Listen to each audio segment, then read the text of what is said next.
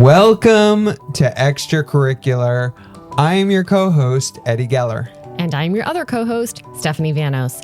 I am also a school board member for Orange County Public Schools, but here I am unofficially, like I am always. You are always here unofficially. That was wonderful. Thank you so much. I don't know that you need me to validate you every time you do that intro. That it might be becoming a little too much, but should we cut it? No, we're not cutting it. Okay. We have to keep going. Thank you for listening, podcast listeners. This is Extracurricular.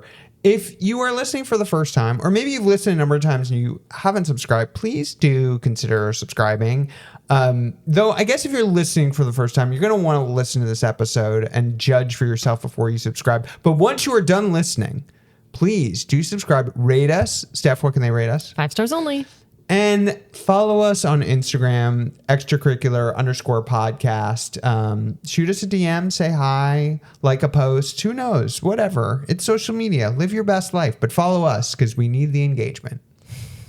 Engagement is everything. Engagement is everything. Steph, how'd you feel about today's show? Oh, I loved our conversation today. We talked with Jason Garcia. He's a journalist and he is so knowledgeable. He is the best explainer of all the things.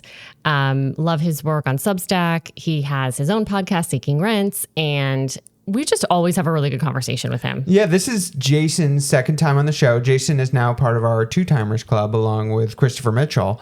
And so we were so gracious that he came back to talk us through the property tax ballot initiative, which I think is on the top of a lot of folks' mind, and other budget things that were passed in this recent legislative session. So going through some of those outrageous line items was a little bit maddening, but you got to know what's going on. I mean, I guess some people don't got to know and they keep their heads in the sand or something like that, which is a defensible position in today's day and age. But I know that our listeners want more information. So I would recommend checking out his Substack, Seeking Rents. And he actually has an entire list on, I believe it's his May or June entry. He has a few. I mean, because he posts a lot.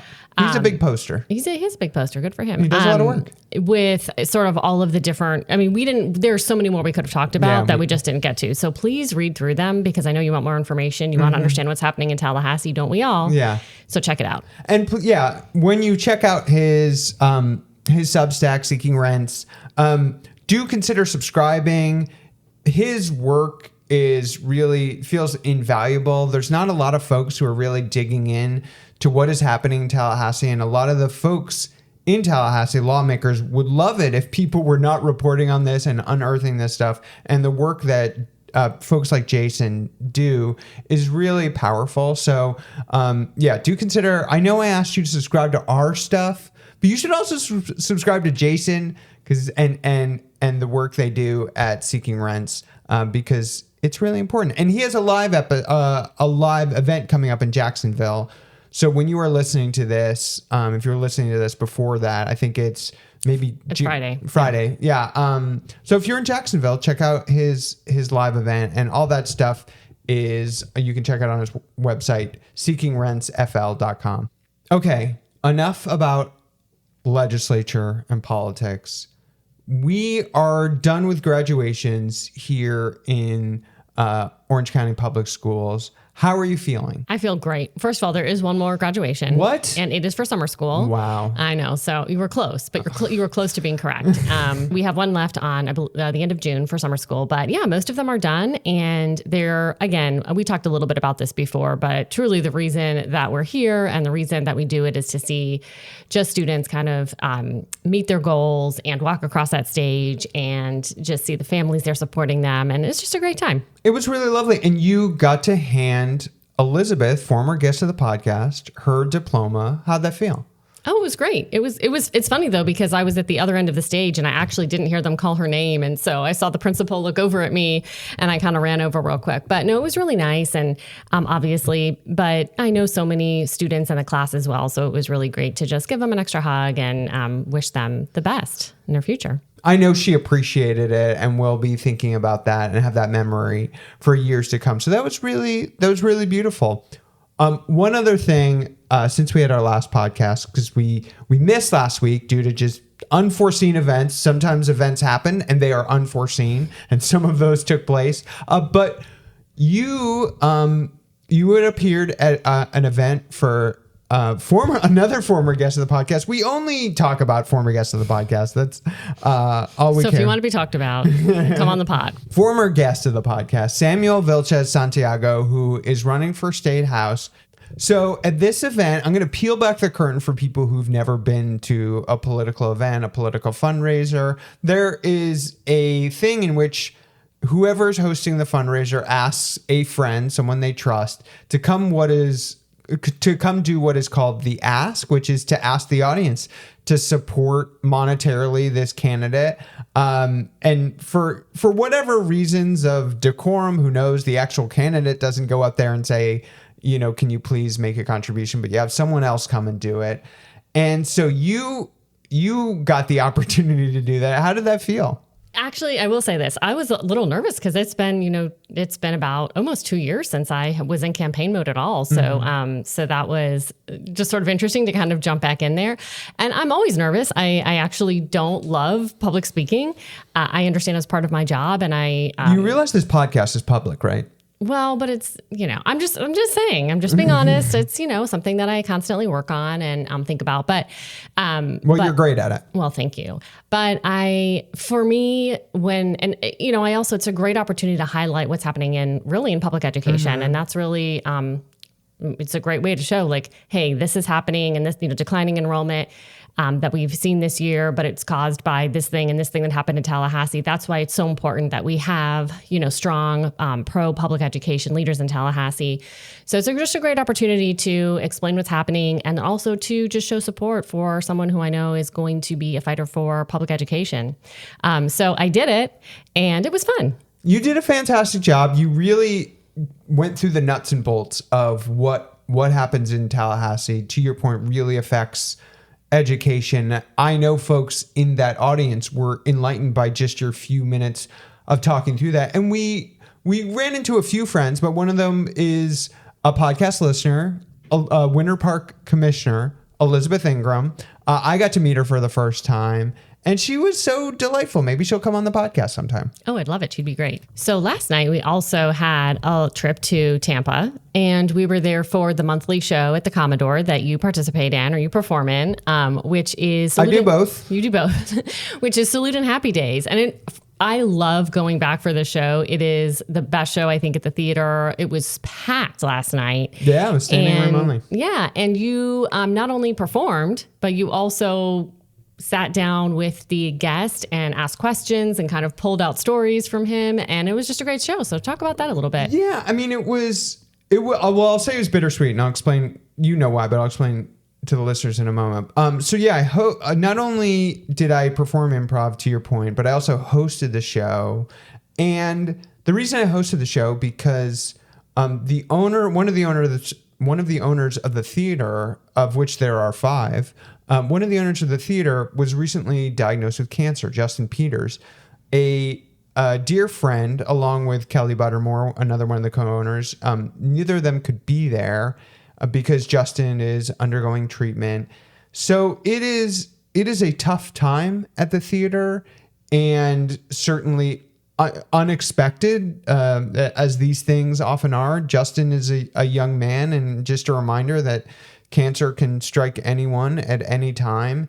So while I was proud to represent, and I think we had a really wonderful show that was a lot of fun, it was with a heavy heart. And at the end, we recognized Justin and Kelly and sent a little video to Justin saying that we loved him. And so it was beautiful, and it was sad, and I was grateful to be a part of it. I'm always grateful to perform at that theater. And yeah, thank you for coming and supporting. I always appreciate it, and always lovely having you in the audience. Well, it's a good reminder too that there is just a strong arts community, and just seeing the way everybody was, wanted to send a message to Justin was really touching.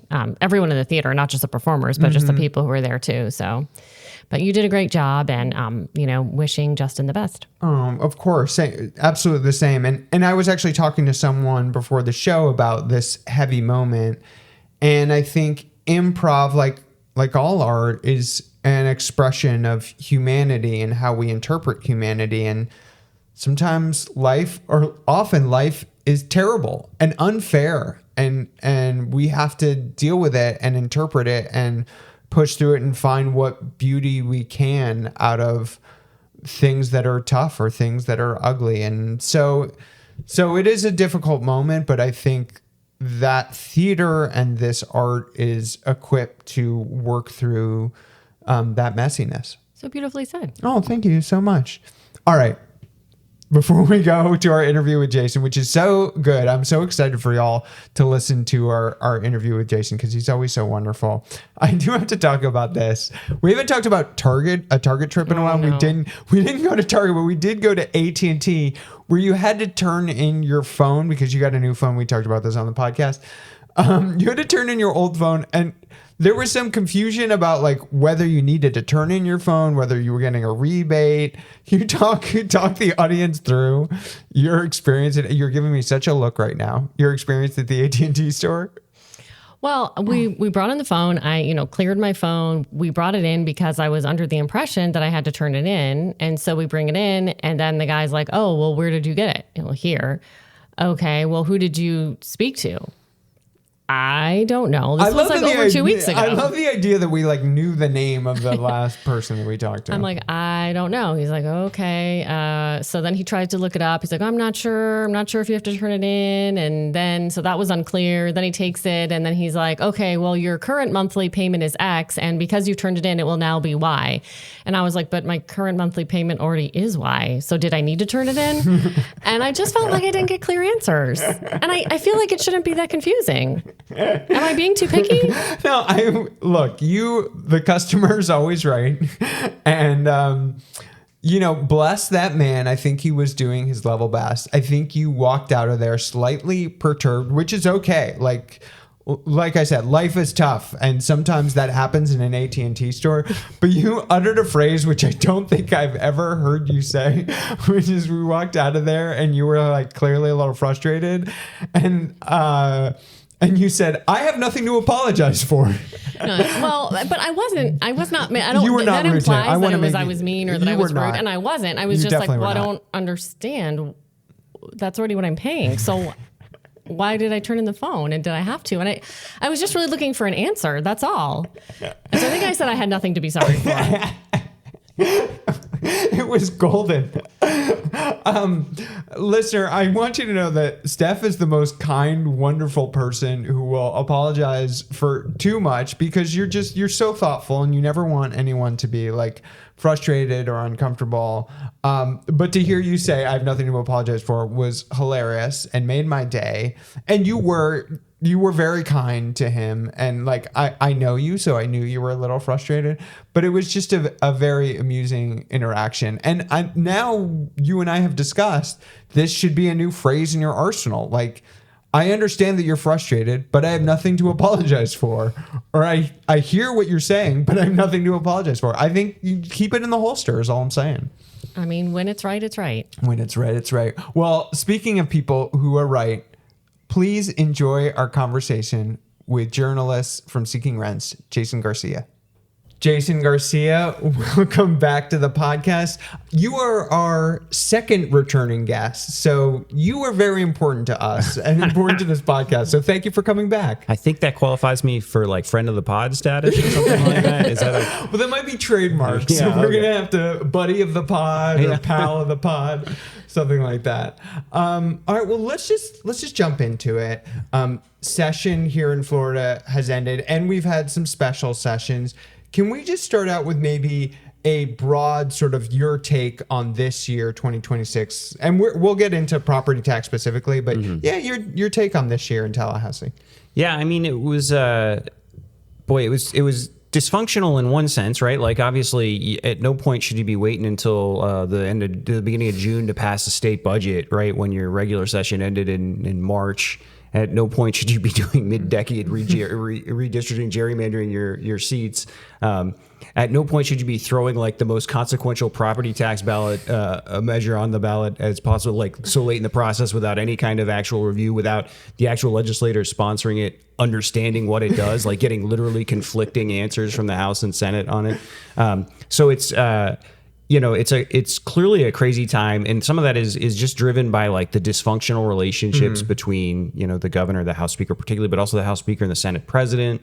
And then also, I think some of it driven by, there's intense pressure to do something about cost of living. Yeah. And they went through the regular session, and they not only did they do nothing on cost of living, they actually potentially made it worse for a lot of condo owners. They literally passed a bill that will, at least for some condo owners in Florida, raise their property insurance prices. So I think one of the reasons this property tax measure got through, even though, there were plenty of Republicans voting for it that sounded like they didn't like it, right? Like they were opposed to it.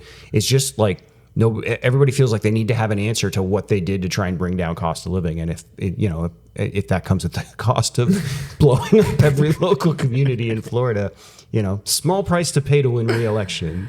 Yeah. Oh my God. It is. We were talking before the pod about how frustrating this is to watch year after year. And yeah, this year, just another like mind blowing one. And yeah, we've talked on the last couple pods on ours about redistricting. We hadn't even planned to get into that. And that's just like a whole other like maddening, heartbreaking, galling, session in and of itself. Well, I think on the top of folks' mind is the property tax referendum that's going to be coming up.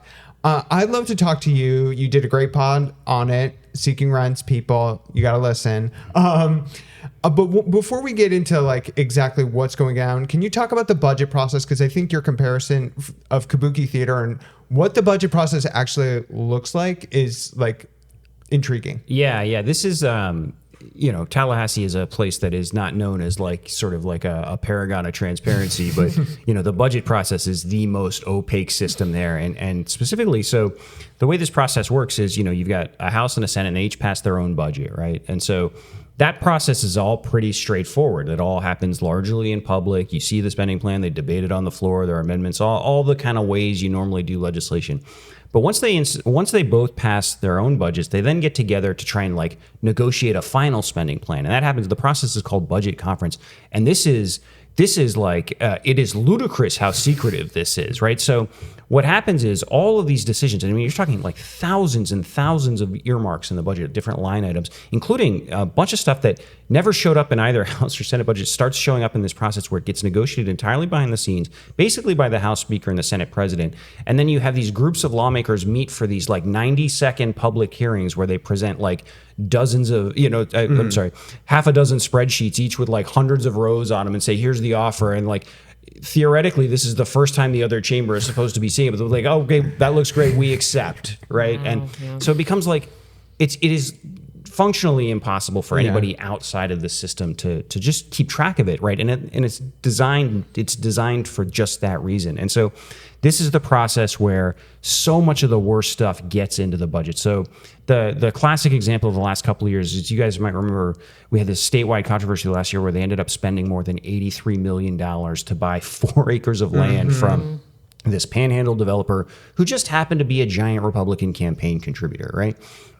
That was enabled by this last minute budget provision that showed up in conference. Nobody had ever seen it before. It pops in and it's like locked within an hour, within hours before anybody has any chance. Because the other thing to remember about this process, in addition to being incredibly secretive and opaque and just generally like corrupted, as soon as it's done, nothing can be changed, right? So the reason you do it through this conference process is once they negotiate a final budget, everybody's got to take an all or no, up or down vote on the whole thing, and that part kind of makes sense, right? Because otherwise you'd be there forever, right? If everybody could keep fighting over every single line item in a $115 billion budget, you'd never get out of town.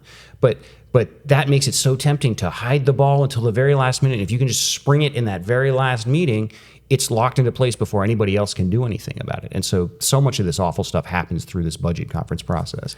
And it's wild that there's just two people that are essentially deciding the budget for the entire state. I mean, the House Speaker and the Senate Leader. Did I get that wrong? I got that wrong. The House Speaker and the Senate President. Yeah. That just the two of them. I mean, and I assume, anyone that they want to include in a conversation or consult with, but that's it. Yeah. It's, the formal and this is the kabuki theater. Like there are these, like I said, these conference meetings where like rank and file legislators will show up and act as if they're making the decisions. But, honestly, it's like an insult to kabuki theater to call it that, right? Because it's all being decided by leadership. And then, at some point it'll be just the two budget chairs. So the chair of the budget committees, and they'll meet and they'll negotiate and they'll formally accept these offers. But even then, it's really just the presiding officers. There is like kind of an inner circle. The incoming presiding officers usually have like a pretty big voice in this too. So like the next House Speaker, the next Senate President, but ultimately the people making the decisions are just those two. And is this how Schools of Hope got in last year? Schools of Hope, it was a little bit of a different beast, but yes, It is how it ultimately passed. So last year, so two things to set up. One is the budget is actually a lot more than just like a giant spending. Like it's not like it's more than just one big like Excel spreadsheet of line items, right? There's also like a whole package of pieces of legislation that have policy in them that come with it, right? And those bills go through the same conference process where they go through this kabuki theater and spring stuff. And so last year what had happened is they had proposed this Schools of Hope expansion legislation like as a regular bill, and it went through kind of the normal, call it like 30% transparent process that regular bills go through, and it died, and it was supposed to be done, right? Like if you remember last year, they actually they extended session, but they said we're only going to do budget, no more policy bills. And so the Schools of Hope stuff was supposed to be dead, but they used one of these budget conforming bills, is what they call them, to at the very last second in conference, suddenly it was all back, and like it was back in an even worse way. Like there were all sorts of new provisions in there expanding it even further. But yeah, they used this process to get stuff done that would never pass and actually failed to pass in their regular sort of course of business. But how does that happen? I mean, how is something a quote conforming bill? I mean, I would think that it just relates right to the budget, but I mean, this was clearly a policy bill. So how do you determine what's allowed to be in there? Yeah, this is it.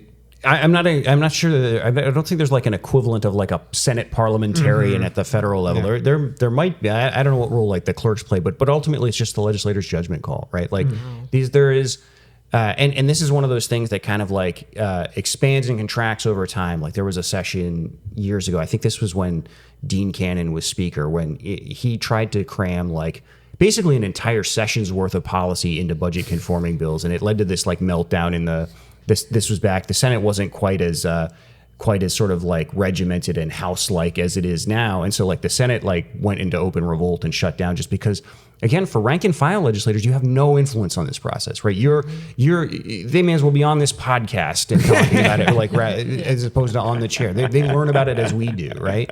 And so it really does drive individual members nuts when it happens, but it is such a powerful tool for leadership. They never give it up. And to your point, to my knowledge, there's no limit as long as you can connect it to the budget, but obviously anything can be connected to the budget, right? It's how you fund the entire state. Yeah. Right. Okay. So getting back to the property tax, and I know that in this last session, public schools were sort of carved out. Right. So the exemption will not apply to public school taxes, which is good. Right. But it will still, I think, really hamstring our counties and our cities. So how do you see this impact really affecting our counties and our cities? Oh yeah, I think hamstring is like mildly the mildest way of describing it. And I will say just real quick on the schools point that I think you're right. They made sure so the centerpiece, the piece that everybody's going to talk about, not the only really important piece, but is the folks that most people will pay attention to because it affects homeowners immediately, is this giant homestead exemption. They're going to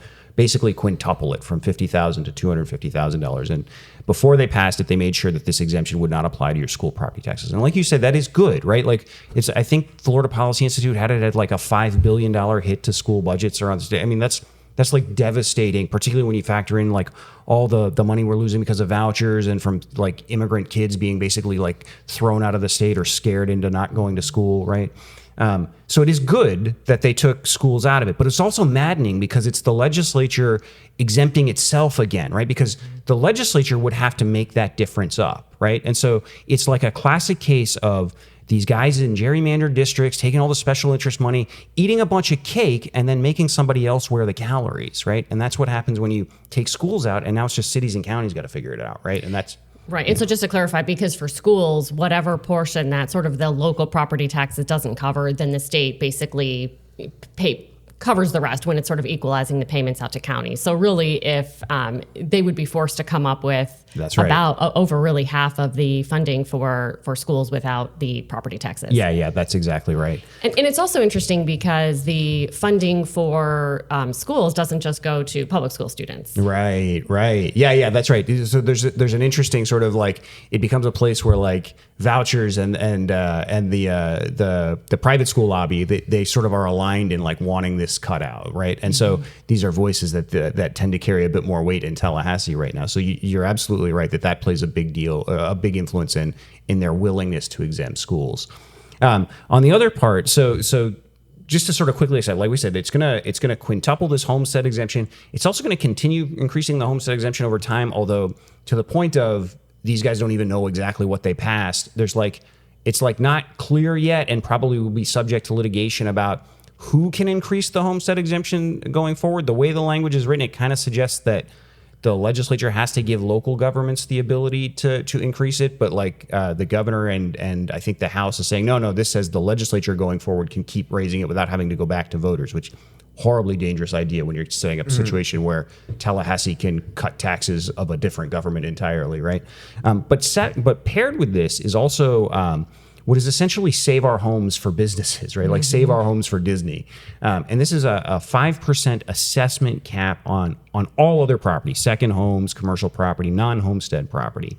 And so when you think about that, over time, every given year, your tax assessment on a non-homestead piece of property will only be able to grow 5% each year, no more than 5%. And so we already have a 10% cap, annual cap for non-homestead property, and that's already had dramatic impact. So I just happen to know this because I looked it up a couple of years ago, but just 10 years into the 10% homestead cap, it went in 2008, 10 years in, so 2018, Disney alone was already paying more than $6 million less in property taxes just because of the amount of taxable value that had been shaved off by a 10% cap. And now you're talking about cutting it to 5% going forward, right?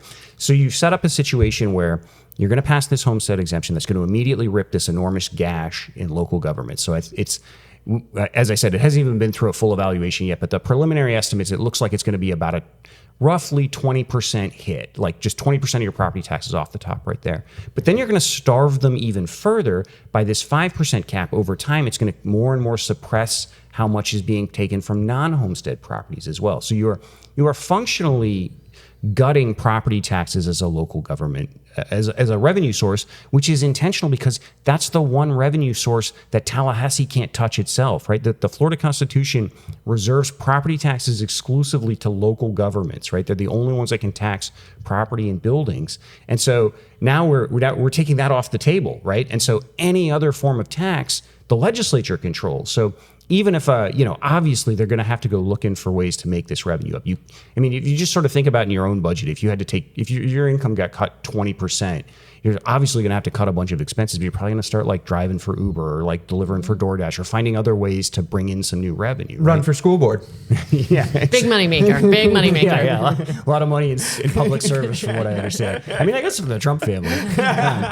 But so they're going to have to go looking for different revenue sources. But in each case, the ultimate authority for that lies with the legislature. And we've seen time and time again that when a company that's got enough money to spend on lobbyists and campaign contributions doesn't want to pay a local tax, or they get ticked off at some fee that it's paying, they just go to Tallahassee and get a carve out, right? And so you're setting up a situation where it's ultimately the Florida legislature's entirely control of who pays taxes in Florida. There's no other voice at the table in that. And this is a legislature that I think we have talked about before is insulated in these like gerrymandered districts, completely detached from any sort of like, mainstream public opinion, and that routinely cashes checks of as much as $100,000 from a single company, right? And those are the guys going to decide who pays taxes and who gets a free ride.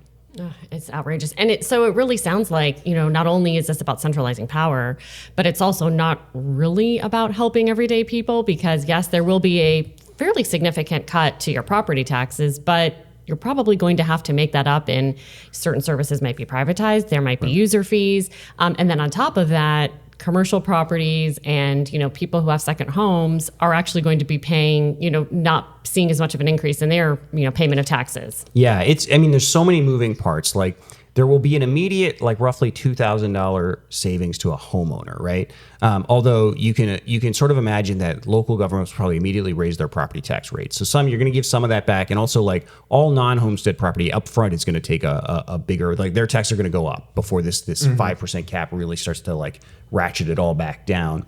But then you're going to give, so you'll pay a higher tax rate, you'll give some of your money back that way. But then the service cuts will kick in. So maybe you go to, like, there's an after school program you send your kids to, or a summer camp program that won't be available, or maybe there's a pothole in your street that's not going to get fixed for 2 or 3 years now, right? Because they're doing like 1/3 as much resurfacing as they used to do. Those kinds of things. So that's not like a monetary cost, but there's a quality of life cost that you're going to pay there. And then there's also just going to be the different fees, the ones the Florida legislature allows to stand. And trust me, as an individual homeowner, the tax that you're most irritated about is the one that's going to stand, right? It's the tax that, like, Disney or Comcast is upset about. That's the one that'll get, like, overruled, right? And so you'll end up paying, like, a fee to use your, like, neighborhood park or those sorts of things. So, there will be an upfront savings, but, like, how much it actually works out to over time, is there's just so many moving parts, it's impossible to, like, forecast. But this also speaks to why they wanted to rush this onto the ballot, right? They want as little time spent, like, picking apart what this actually means going forward, right? Because as people start to think about the other side of the equation, suddenly the $2,000 of savings a year doesn't seem quite as attractive, right? Because it's not $2,000. We don't know exactly what it is, but we know it's not that. Mm-hmm. Well, and I think about school board meetings when, we had so many parents and community members we're talking about SROs in our school. Well, I can guarantee you, it's probably not likely that our, local law enforcement agencies are going to be able to, pay them as much, which means our reimbursement rate will go up at OCPS, and then who knows what happens. Right. So that's one thing. And, there's even smaller things that I know people might not consider core, a core whatever service, but I think about our city pools. Right, like I could see right. those, and not only is it a great place for young kids to learn how to swim, often free of charge, but also it's a place where our high schoolers are getting jobs and they're earning money and they're sort of learning about that, and then often they're going to work at Disney and Universal, right? because right. the city has trained them so well. For the sake of transparency, I do want to note that Steph has 2 daughters who are lifeguards, so she has a vested interest. Yeah. But I'm just conflict of interest. What I'm just trying to say is, like, comes out. the truth comes out. I'm here for the lifeguards. Okay, that's really what I care about.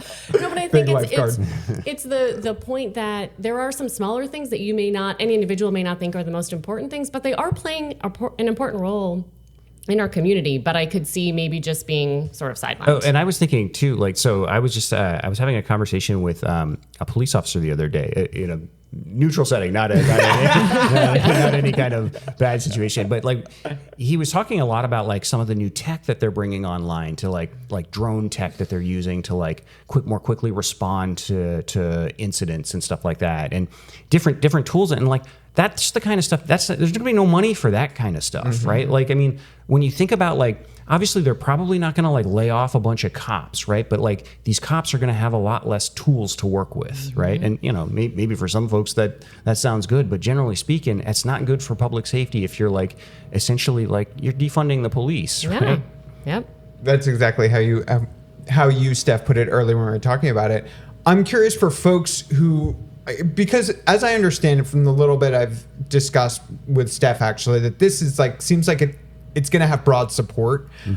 What would you say to folks? I mean, I know we've already kind of talked over it, but just to be more pointed about it, like, what would you say to folks who are like, I'm excited about getting this money back? Like, this sounds like a great thing. Again, I know we've kind of, like, talked around it, but I'd love to hear your response to that. Yeah, I think the part I talk most to folks about is this idea of, like, consolidating power in Tallahassee, and that this is essentially the next step in preemption. Like in my experience, like, most folks don't know what preemption is, but they do know that they've been impacted by it. Like they know, like especially after like Senate Bill 180 last year, this bill that like has essentially like stripped local governments around the state of like essentially like growth management power for the last couple of years, right? And people are really upset about this, and that this is the same thing. This is about taking away the ability of your community to control its own money, right? And that this is a lot about creating this situation where this like out of touch government, this gerrymandered special interest beholden government in Tallahassee is going to be in charge of those kinds of decisions.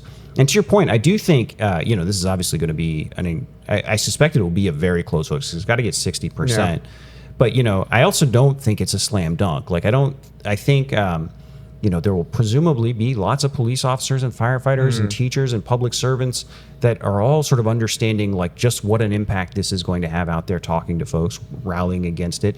And so getting to 60% when you have pretty vocal opposition is challenging. It's going to be, you never want to sort of bet against people voting to give themselves a few $1,000s right off the bat, right? But I do think it'll be very close. And I suspect we're going to see the governor once again try and, essentially steal taxpayer money to pay for ads on this. He actually, one of the few places the legislature stood up to him on this was he wanted $5.5 million right off the bat to spend advertising this, and they cut that out. And so, one thing we've learned from Ron DeSantis is he's not usually bothered by little things like the law when it comes to spending money on whatever he wants to spend it on. He'll find a way. Yeah.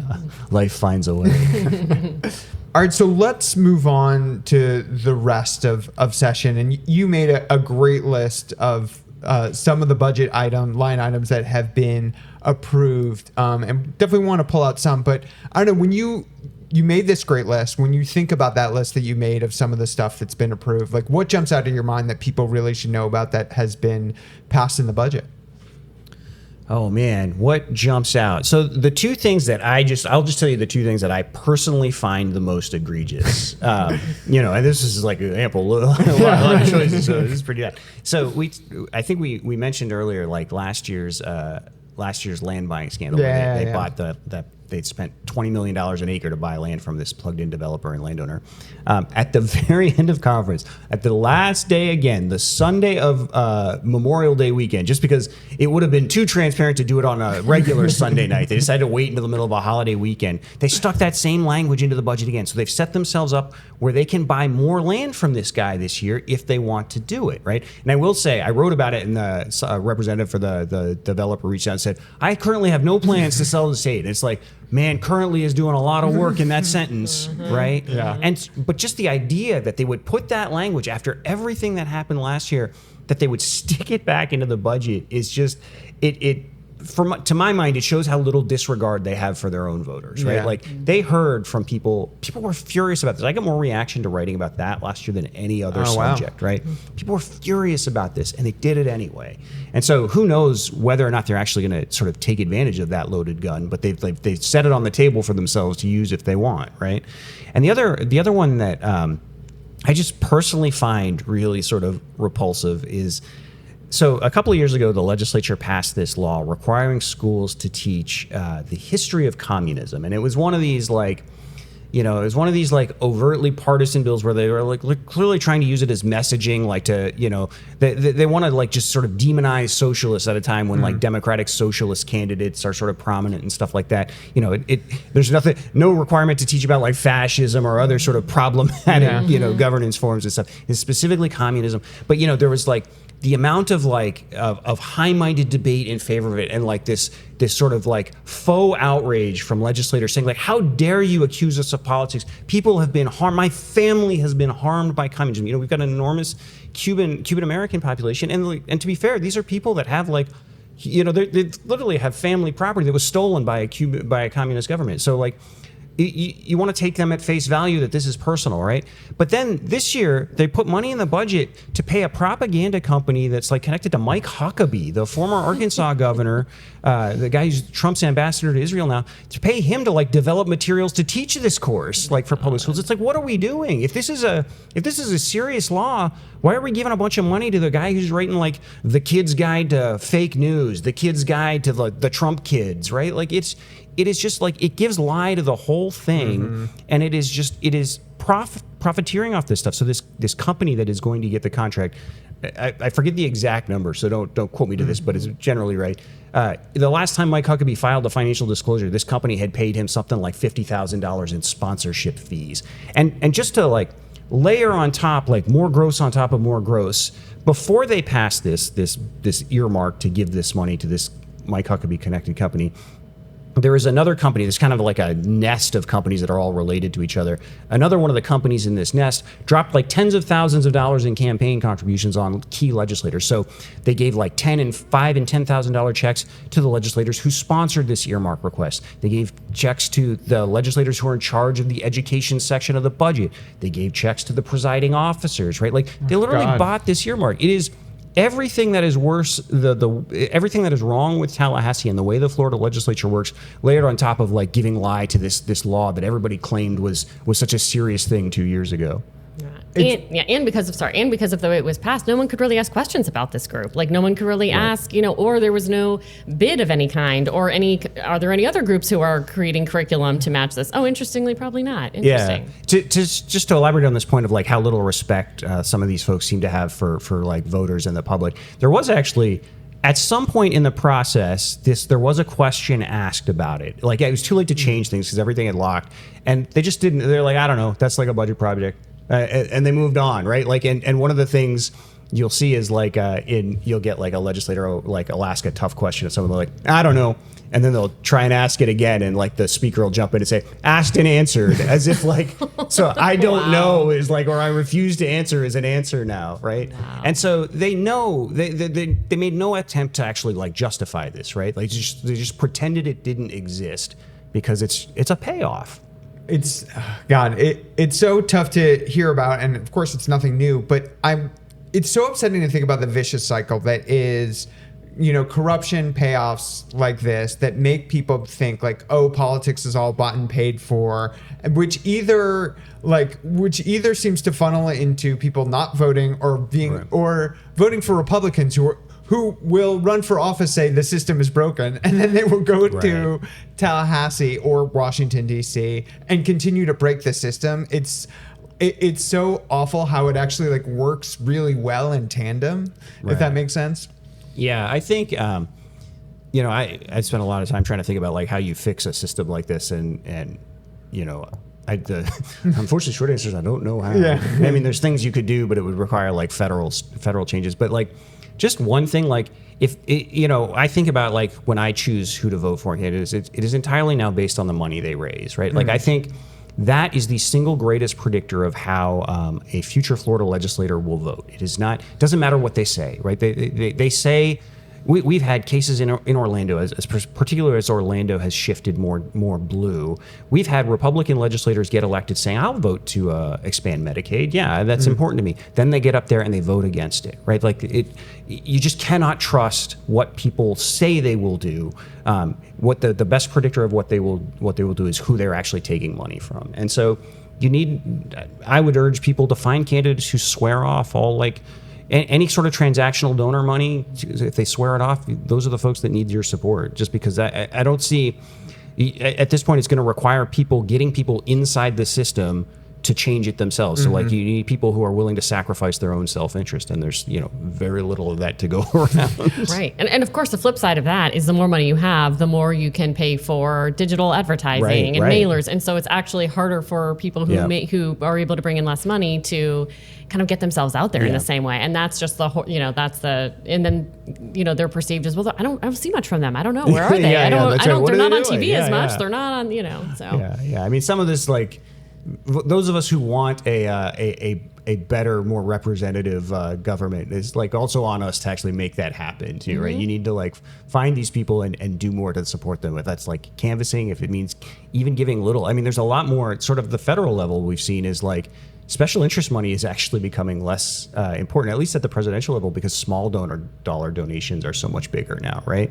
And so like there is a way it can be, grassroots can still beat this stuff, but it requires like, it requires people in the grassroots really like pulling together, Absolutely. Absolutely. Well, and I'm curious your take, having spent so much time in Tallahassee, because it feels like, in one sense, that, there must be some, even though Republicans supermajority in the House, that there must be some Republicans who like actually care and are not cynical, but is it just harder for their voices to be heard or to have influence? And as long as the leadership is the leadership, then it kind of doesn't matter, even if there's a handful of folks who actually do care. I don't know. What's your take on that? Yeah, I might change that framing a little in that Please. I think, like, maybe this is too naive of me, but like I think most of them do care, right? Like all of this stuff tends to happen outside of like whatever handful of issues. Like nobody ran for office thinking about like who I'm going to give the curriculum contract for their anti-communism law, right? It's that sort of stuff, that kind of stuff gets bought essentially. But like, you know, I'm sure the people doing that have rationalized it to themselves, like, no, this guy's going to do a good thing. I can trust him to do it, or something. You know, there's all sorts of rationalization that happens.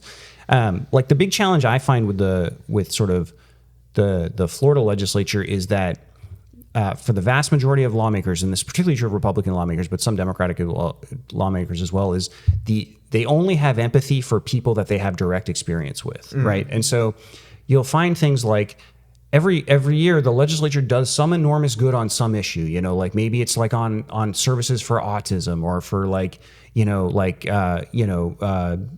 like buying down the disabilities services wait list, or some sort of thing that is unequivocally good. Like we want them to do more of that. And invariably it's a Senate president or a House speaker has like either that, and like they've got a family member who's got autism, or they've got just a good friend that they've seen their kid like, and they've become empathetic to that one sort of thing, but they never take that leap past that to like, hey, you know, there's like a whole world of people with lots of things like that, and if they don't have that sort of like personal connection to it, that just saying they don't care is probably strong. It just doesn't. It's not anything that carries any sort of emotional weight for them. Yeah, you know. Yeah, and probably they're more easily influenced by money to get back to the other point. You know, because I actually think back to the property taxes. I mean, you know, it's so interesting to me that people would vote to cut funding to their, you know, local counties and cities, when, I mean, the other route you could do to make it more affordable is to look at your homeowner's insurance. Right. Do you know what I mean? But somehow, you know, like, and those are, these big companies are really less accountable. There's no votes, there's no anything, but somehow people would rather pay the money to these big insurance companies, but not to their local government, where they can vote people in and out and actually can go to meetings, and their budget is public and all of that. It's really. Yeah. And that's some of that where like you sort of like, you kind of use your ideology to justify yourself. So like there's a bunch of Republican legislators up there that think like, I'm here to cut government spending and I'm here to not touch private sector stuff. And so like, I'm not going to do anything about it. Private sector, do whatever you want. Who cares that that's a bigger expense for most homeowners than property taxes? Who cares that the money you pay to that ends up going out the door to like shareholder dividends and stuff, rather than going into your like public parks and your schools and your police departments and stuff. It's because that's my worldview. And then, it just so happens I'm going to take like a few $100,000 of campaign contributions, but that's got nothing to do with it. I mean, I'm a private free market guy. That's why I'm doing this, right? The money's nice, but that's not. I remember talking to a guy who sponsored this legislation this year to. I may actually be repeating a joke I told on the. Did we talk about Sig Sauer last time? No. Okay. So I remember talking to this guy earlier this year, a rep from Jacksonville. Wyman Duggan is his name, and he's running for mayor of Jacksonville. And he sponsored this bill this year to that would have essentially given like legal liability, like legal immunity, basically made it hard to sue this gun company, Sig Sauer, that makes a pistol that allegedly has a habit of firing without anybody pulling the trigger, right? Like, seems like a significant problem with the gun. Yeah, I'm not a firearm expert. I'm not. So I will allow that maybe there's some reason you want a gun to just go off. But anyway, so this company's been facing lawsuits around the country, including in Florida. And so it had this bill this year to essentially take away like the strongest legal argument, this argument that's starting to work in courts, where they started to face some multi-million-dollar verdicts. And so this guy Wyman Duggan agreed to carry their bill for them to do this year. It's like wild, but you get like 7 bill slots in the House. And so I would love to be inside the brain that thinks, I'd like to use one of those, helping this gun company that makes a gun that seems to go off without anybody pulling the trigger. But anyway, so I will say, and Sig Sauer, gave him a $50,000 donation right before session, right? So this company gave him $50,000. He's sponsoring this legislation written by the company. We have the records to show that, to defend it. And so I was writing a story about this, and I reached out to him, and to his credit, he did call. Like, and most folks, when you're on like the barrel end of a story like that, is just like pretend it doesn't exist and wait for it to blow over. And he called, and at one point, like I asked him, like, I don't even know like how we pretend this isn't a thing, but like, how do you justify taking $50,000? And he's like, yeah, I know it's a big check, but like I've always said, you shouldn't take the money if you can't also tell them no. And it's like, but you told them yes. That's why we're talking. Right. You didn't say no. What else did they ask for? But that's my the kind of question like now. internal mental gymnastics that are happening to this, like where I say that, like, I presume he's walking around thinking like, yeah, I can tell him no. I didn't hear, but I could, and so this is all fine, right? Like I don't think he's like thinking I'm doing something corrupt here, but like to anybody else just looking at the facts of the situation, be like, that's insane. That should be illegal, right? Oh my gosh! Wow. Yeah. Let's talk just a couple more in the education realm. And I want to talk about Florida's university too, but another one you had was $2 million to purchase an online platform to implement new, essentially federal voucher program. Can you talk a little bit about that budget line item? Yeah, this is one of those that showed up again at the very last minute. Like this was, to keep driving home how crazy this process is. The conference committee, the final conference committee meeting, the last meeting where they like cinched everything up and the deal became final, happened at about 11 o'clock p.m. on the Sunday night of Memorial Day weekend. This item showed up at 10 p.m. that night. Like you basically get 1 hour to review these last documents before like they finalize. And so this language showed up it was $2 million to this. It doesn't spell out a vendor, but it says it's to like essentially administer a school choice platform, and it's connected to these new private school scholarships or tax credit scholarships in the One Big Beautiful Bill. So federally funded tax credit scholarships. And so, part of what I do in these processes, I'm just like constantly just trying to get whatever like information I can on these things to try and get like, if there's something shady, like just trying to throw up flares before the budget locks, right? Just so like, if it's really bad, someone can at least get something onto the record, or like, occasionally you have something taken out of the budget if they get caught, or like at least some sort of like softening language around it. So, well, I was like scrambling to try and figure that out. There's like this weird terminology where it says, I forget the exact language, but it says like it's to procure an infrastructure unified infrastructure program infrastructure management tool or something. And it was also like capitalized, like it was a formal, like copied and pasted. Yeah, exactly. 100% exactly.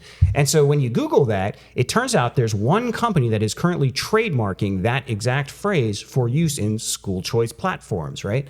And so I was like, okay, well, this seems, and then it turns out they just hired a couple of lobbyists in Tallahassee right before session started. So, and then as you dug more down, so it's this company, it's called Learning Spring.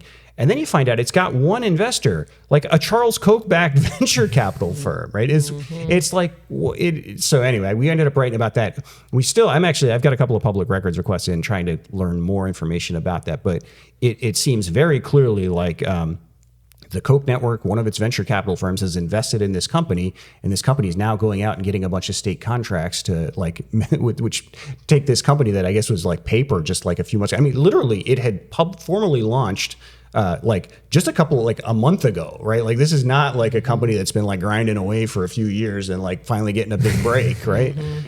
This is a company that just got off the ground, and lo and behold, it seems like it's about to get $2 million from the legislature.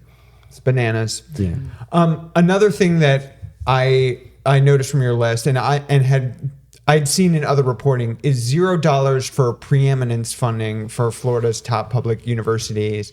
And I was wondering if you could speak to that, like what that is. And I think there's also a piece which you talked about on your pod about Stuart Bell being nominated for UF. Like, I'm wondering, is there a larger story about education just being like these amazing universities that we have just being like disregarded? I don't know.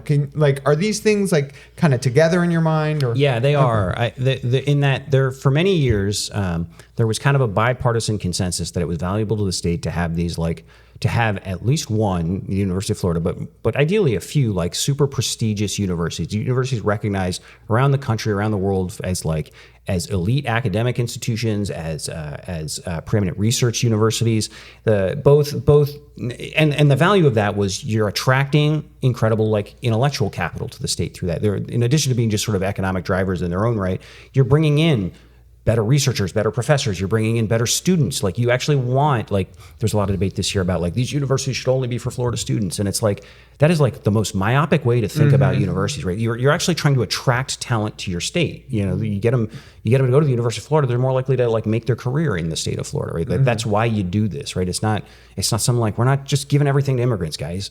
But anyway, there used to be this kind of like bipartisan consensus that was a valuable thing to do. And particularly with the University of Florida, that like you could kind of screw around with like everything. Like ultimately, like politicians have they're public universities, right? Like there are different like, you know, safety guardrails and stuff that have been eroded over time. But generally speaking, you know, the governor and political appointees have generally run universities for a long time. But and the legislature has constantly sort of stepped in to like monkey around with like you know, Florida International University or UCF or you know, New College to a certain extent, right? Like, but everybody sort of understood like the University of Florida is different, right? Like that's our like University of Michigan, that's our University of Virginia, and now they have made it clear over like the last few years. The first when they you know.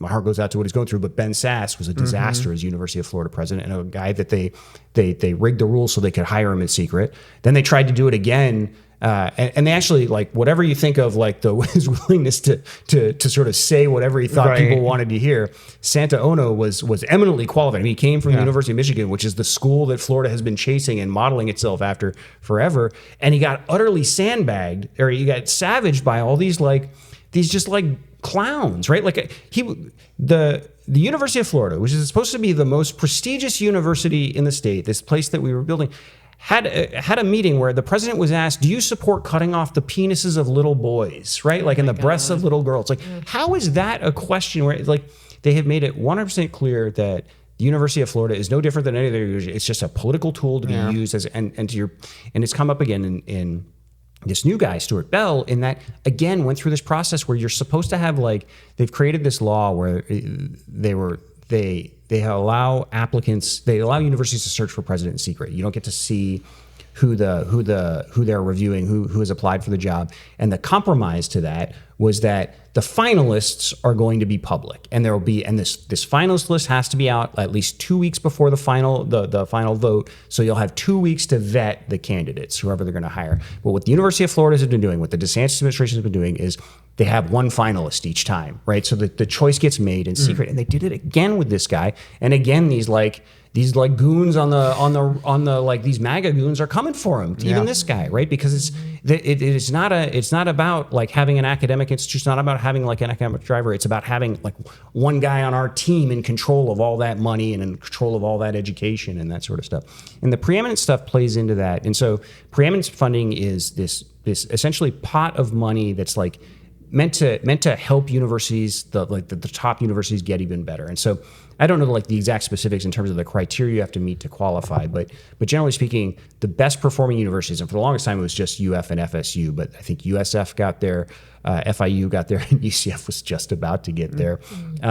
They get all this extra funding, which allows you primarily to bring in better faculty, pay higher salaries, and bring in some of these like these experts that are like coveted around the world, right? And so this year the legislature just zeroed out all preeminence funding, which, you know, this is a major part of it. Now they ended up putting like a bunch of random money into universities, just sort of like willy-nilly, like Florida International University, the House speakers down in Miami, where the House speakers from, got an awful lot of money. Just here you go, right?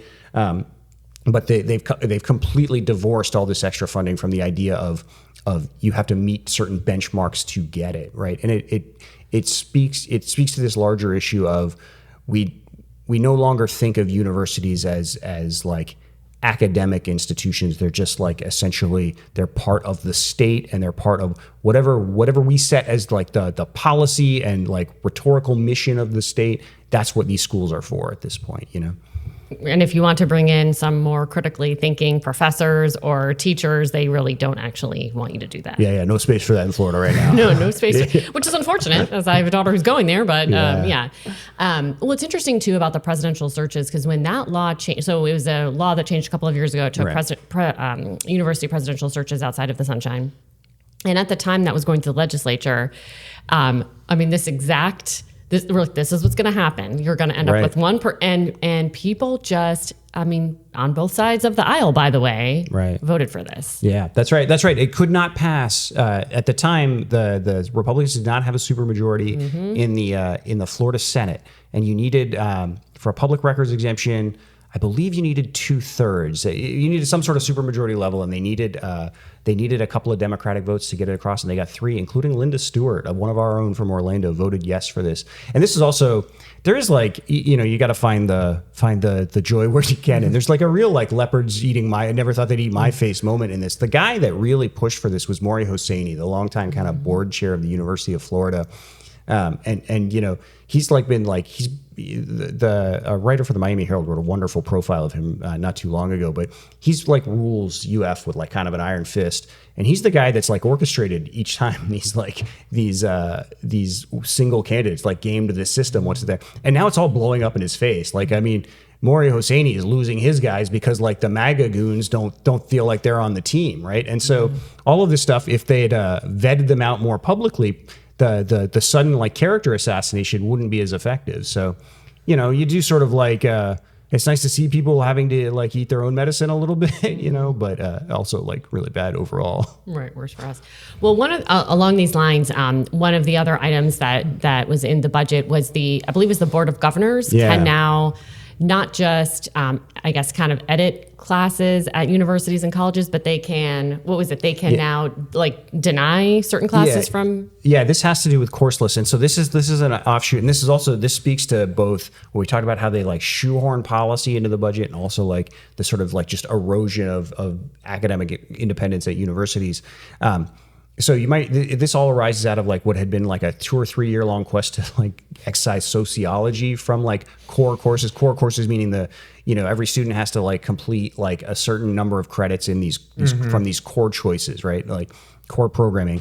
And so they spent it took them 3 years to get sociology out of there. And one of the reasons is the state sets mandates a handful of courses that have to be offered as core options, but each university can also develop their own list of programming that also qualifies as core. And so the state had to find a way to get these individual universities that were keeping sociology on their own lists out of there. And under the way the law had been written initially is every time a state university changes its own core course list, it sends it to the state and it has to accept or deny the whole list. That's right. Right. Okay. And so it was an all or nothing thing.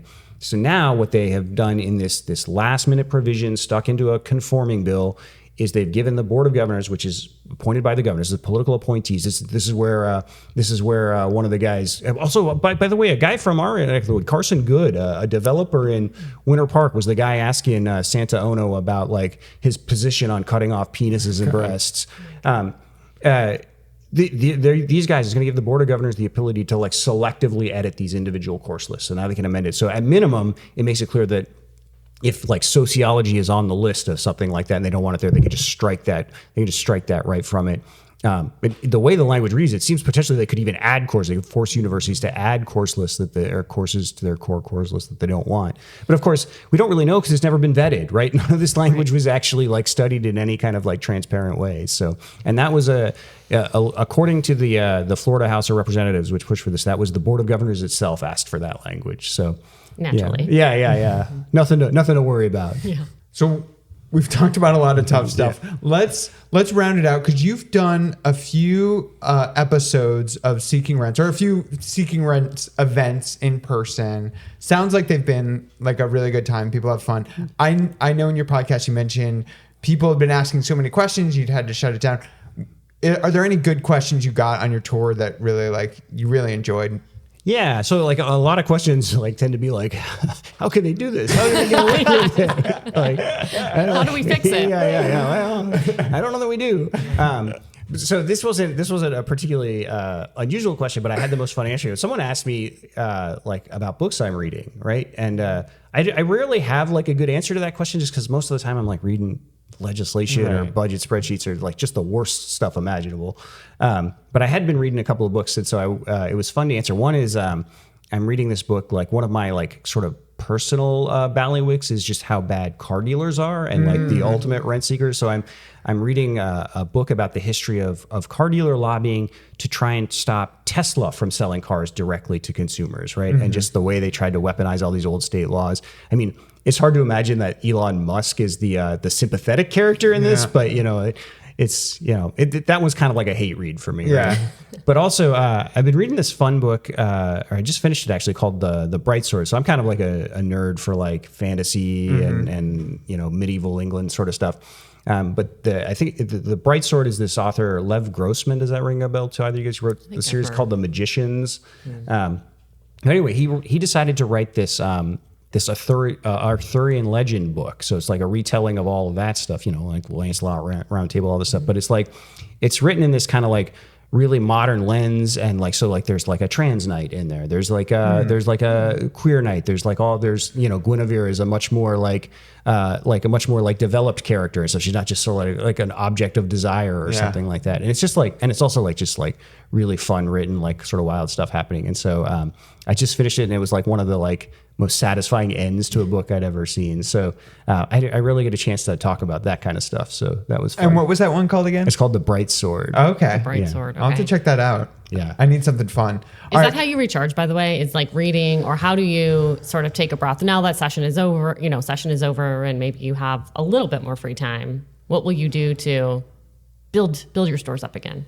Yeah. I sort of don't. Okay. Yeah. Good answer. I'd like to do more of that, because it does seem like building stores up is important.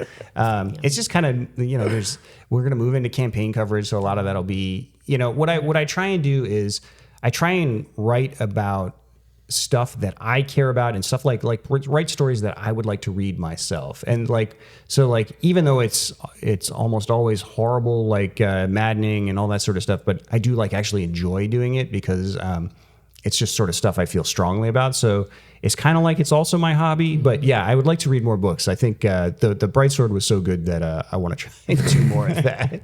All right. Well, remind folks, where can they find your work?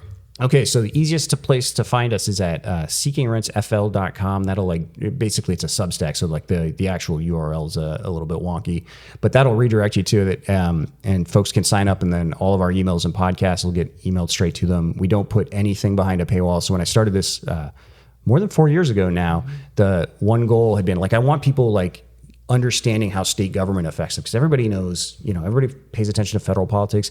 People have somewhat of a good handle on, like, you know, who their like neighborhood mayor is and stuff like that. But it's like state government that's really rocking their worlds, and it's the level of government that people pay the least attention to. So nothing is behind a paywall. I want this like available to anybody who wants to read it. We do collect voluntary paid subscriptions, which is like just enormously important, because that helps us, you know, it helps us keep it free for everybody else. It helps us cover the cost of public records requests and reporting expenses. So seekingrentsfl.com, subscriptions are free, but if you can pay for one, we sure would appreciate it. I love it. And you have, this podcast is coming out tomorrow, whenever, I don't know what the date is, but before your next live event. What's your next live event? Oh yeah. We're in, so I do this with, I've been doing this with the Welcome to Florida podcast. That's Craig Pittman. You guys know, he's like just like a legendary environmental journalist, best-selling author. And then Chad Charland is like a pretty cool radio guy. He's actually running for a seat in the state house right now. So they've got their own podcast. So we do these things together, and we're going to be in Jacksonville on Friday the 12th. I believe that's 6:30 p.m. at, I think it's called Happy Medium Books and Cafe in Jacksonville. But yeah, if you go to Seeking Rents, you'll find the full details. But yeah, Friday, June 12th in Jacksonville. I love it. Do you think you'll have other ones throughout the summer and other locations, or? Yeah, I definitely want to do more of these. This is like brand new for me. So like we did a couple last month in St. Petersburg and Winter Park, and they both went really well, but they're also kind of like tests, like, because we don't really know. Like people were asking me, like, did you send out a reminder email to folks with parking? I'm like, what? Am I supposed to do I'm that? responsible for that? Yeah. It's parking. How hard could it be? So it's sort of learning. But yeah, the goal is to start doing more of this. And sort of you kind of like teed up that question for me earlier, but like it's been really good. And like the number of people, like every time, like we were worried that, we might be like having a bunch of dead air or having to wrap it up, pretty quickly. But people have had questions all the way through. People have been really interested in learning. And so, I definitely want to do more of those. I would like to go to Gainesville. I'd love to go to Miami. I'll probably have to go to Tallahassee at some point, but I suspect that crowd is going to be entirely lobbyists. So. Yeah. Well, we'll have to catch you at one of them because I would love to see one of these. And also, okay, so my last question for you, and I think we've talked about this, and maybe your shirt is misleading me. Are you from Canada? I am. Yeah. Originally, Okay. yeah. So I'm from Toronto. I was born and raised in Toronto, and actually raised mostly outside of Toronto in a town called Guelph, Ontario, if you know Canada. But I was there until I was about 15, and then my folks, my dad took a job in DC essentially, so I moved to Maryland when I was in high school, and so I ended up going to the University of Maryland. When I got out of Maryland, the editor at the Orlando Sentinel at the time was a Maryland alum, so I'm not above a little nepotism. And so it was like one of those things where I got to Orlando, the age of 22, and I was like 2 years, and then I'm off to New York. Of course. 30 years ago. Well, we were listening to Seeking Rents yesterday just to prepare for this podcast, and I felt there were a couple like Midwestern little ways that you said something like, is he from the Midwest? But then I remember we actually had, I think, talked about that. So before. I've got when I first moved down here, I had the thickest Canadian accent of my family, but I'm like a weird like sponge type of thing. So I very quickly developed the thickest American accents, but I can still do like a house or an about or a mouse from time to time. Sometimes I'll accidentally call it pop rather than soda. Oh, or it's something. pop. Yeah. I'm for sure 100%. It's funny because for my job, I will listen to voiceover auditions because I make a lot of digital ads, and I'll listen to voiceovers and I will catch an about, and I'll be like, oh, Canadian. Yeah, that's right. I'm like, That's right. Busted. Well, thank you so much for coming back. I'm sure it won't be the last time, but we greatly appreciate the work you do, your expertise, taking the time to talk with us. So thank you so much. So excited to be a pal of the pod.